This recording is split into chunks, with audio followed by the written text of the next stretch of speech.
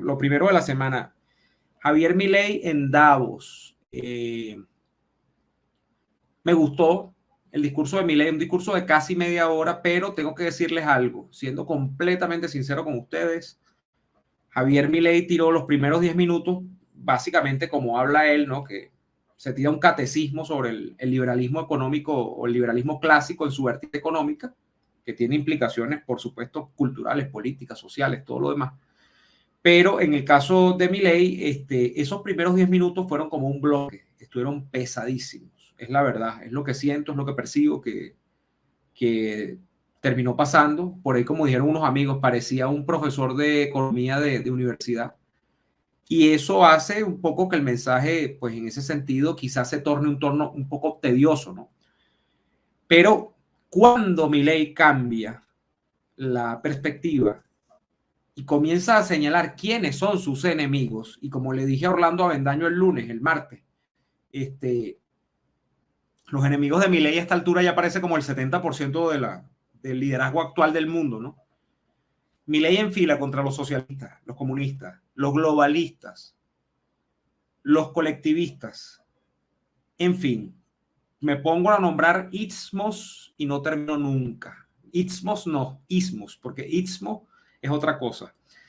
En todo caso, ahí es cuando se puso bueno el discurso de Milei, cuando empieza a señalar las fallas de las élites mundiales, las fallas de los socialistas, los fracasos del comunismo, los fracasos del socialismo, y comienza a confrontar desde un punto de vista más político.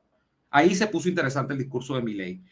En todo caso, importantísimo, porque estamos hablando de un hombre que termina redimensionando este foro.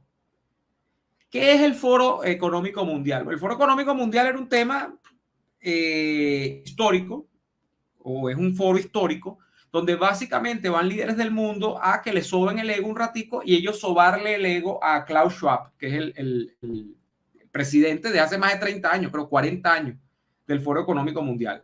Entonces, claro, ¿por qué era importante en su momento el Foro Económico Mundial? Porque defendía las libertades económicas, sobre todo, como su nombre indica, en teoría, las economías libres, los libres intercambios entre los individuos dentro del proceso de mercado y todo lo que habla del liberalismo clásico. Sin embargo, se terminó convirtiendo en un foro donde se ha penetrado el Foro Económico Mundial algunos de los componentes de los discursos de la izquierda, que últimamente en medio después de lo que es la anomia del catecismo tradicional de la izquierda, que es la lucha de clases, como ustedes saben, ha introducido varios caballos de Troya a la narrativa mundial, que se los puedo nombrar pues por encimita: feminismo, ideología de género, el tema pues de la comunidad del abecedario completo, el tema de, y ojo, mi posición sobre esto es que cada quien puede hacer con su vida lo que le dé la gana. Lo que yo no estoy apoyando ni jamás apoyaré es que las personas, en función de una supuesta orientación de género, tengan que ser distintos ante la ley, es decir, que se les creen leyes diferenciadas. Nadie vale más ni menos que yo por la manera en la que le atrae otra persona, independientemente del sexo y el género que ésta tenga, ¿no? Siempre y cuando esta otra persona, por supuesto, dé su consentimiento y sea mayor de edad. Porque apoyar otras cosas, bueno, como ustedes saben, es una perversión. Entonces, en todo caso, el Foro Económico Mundial se fueron ablandando casi todos los partidos de derecha a nivel mundial en los últimos 20 años, para muestra, pues, lo que es la democracia cristiana europea. En ese sentido, ha perdido muchísima fuerza de lo que significaba o lo que podía ser un foro auténticamente de derechas, si es que eso es lo que buscaba. Y ha sido un foro penetrado por la izquierda. Bueno, al punto que en el Foro Económico Mundial, claro, yo entiendo que son jefes de Estado, ¿no? Pero se le pone alfombra a Pedro Sánchez, se le pone alfombra a un tipo como Gustavo Petro para que vaya a hablar estupideces allá, teniendo otras personas en el mundo que pueden dar y aportar ideas en función de lo que son valores más apegados a los mercados, a la propiedad privada, a los libres intercambios económicos, etcétera, etcétera, etcétera. Entonces, bueno, en medio de toda esa anomia en la que ha caído el Foro Económico Mundial en los últimos años, una basurita. Lo de Milei tiene una característica revulsiva muy importante y por eso a mí me gustó cómo sacudió el panorama. De hecho, así habrá tenido implicaciones que luego hubo un discurso muy bueno de un personaje que no me sé el nombre, creo que su apellido es Roberts, un norteamericano, que es el presidente del Heritage Foundation, que es el think tank, digamos, de los conservadores por antonomasia en los Estados Unidos de América.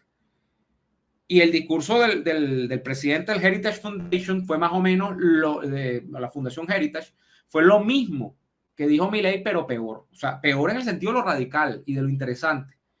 Él termina diciendo, aquí hay mucha gente que está en este foro y que está diciendo cosas y dice esto y dice lo otro y son parte del problema. Y eso es verdad.